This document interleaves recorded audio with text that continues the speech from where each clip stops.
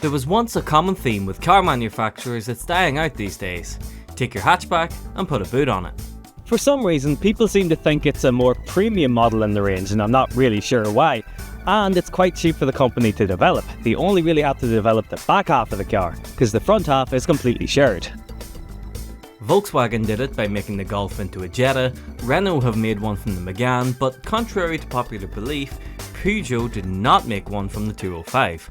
Or at least, not in the conventional way that everybody else was doing it. What they gave us was the 309, which is not a 205. Sort of.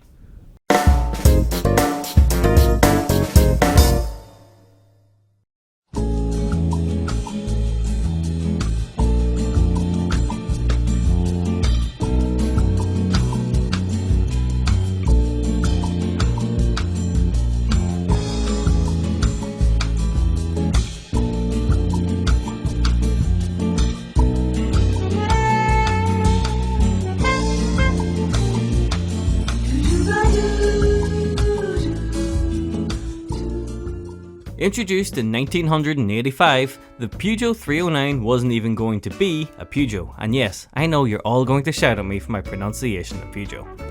It was originally conceived as a Talbot, that company that, unless you're into camper vans, Peugeots or old school rallying, you probably never heard of. As Talbot's parent company, PSA, Peugeot and Citroën, decided they were going to do a Talbot delete. It was rebadged as a Peugeot and they called it a day. Left-hand drive models were built in France, naturally, but right-hand drive models were actually built in Coventry. That's right, your Peugeot is British. And the English connection doesn't stop there either, because they were actually designed in Coventry as well. Gives a whole new meaning to the line going from strength to strength, doesn't it? Lion goes from strength to strength. As this was originally a Talbot and then a Peugeot, its initial design was more Talbot-y, so Peugeot decided to tackle the redesign in-house. Most designs at the time for Peugeot were done by Pininfarina, which is why many assumed this was done by the same design house. There was one caveat though. While it's not a 205 saloon as such, and was never intended to be, the higher-ups at Peugeot did say it had to share as many parts with the 205 as possible, including the platform. Now they did extend it a little bit, but I don't think they actually really got the memo, because about all this shares with the 205 is the doors. That's it. No two panels are the same. Not one. Now, you would be forgiven for mixing the two up if you weren't into them. We're talking Plymouth Superbird and Dodge Daytona levels of similar here, but the more you look, the more different they are.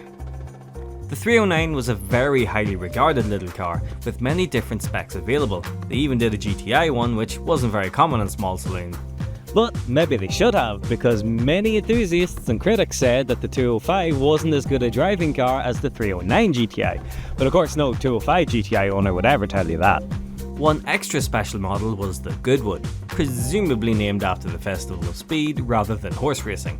It was a UK only model with full black leather and free optional wooden steering wheel and gear knob, should you want it. They only made 398 of them, all in green and all with grey speedline wheels.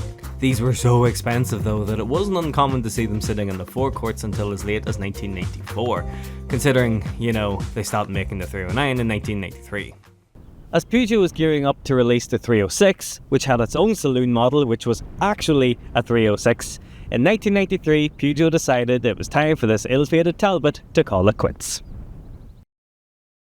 Or at least, that's where our story should end, because while France and Coventry decided that enough was enough of the 309, India actually had other ideas, and they decided to resume production of the 309 in 1995, 2 years after Peugeot had given up. And I'm not talking about in a similar fashion to that Peugeot 206 advert, where they make a 206 out of sticks and stones. Proper production. Well, sorta. So while PAL and India did want to keep making the 309, they didn't decide to make it exactly the same. They ripped out the venerable XUD diesel engine and used a different one, but they did use the same petrol units, and they made the 309 all the way up until 1998. Yes, just as the Talbot 309 got a new life as a Peugeot 309, the Peugeot 309 got a new life as a Peugeot. And I think for a car with such a niche and devoted following, that's about as poetic an ending as it can possibly get. I'm Tomo, this is 427 Motorsports, thank you so much for watching.